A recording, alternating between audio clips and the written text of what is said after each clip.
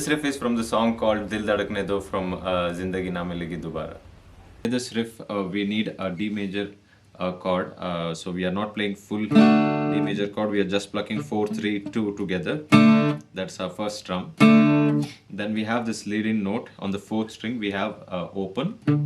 So that is with the palm muting. So you have to just slightly place your wrist part of this on the strings near to the bridge, where you can get the sound. Don't go too front, you'll get that sound. So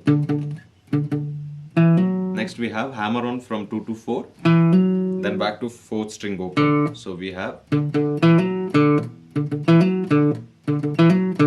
then we go to G5 on the 6th string and 5th string, 6th string 3rd fret, 5th string 5th fret. So we pluck twice that one. Then we again play the same chord once again. Then we go to A. So we just hold the 4th string 2nd fret, and with 5th string open we play 5 and 4 together. So together.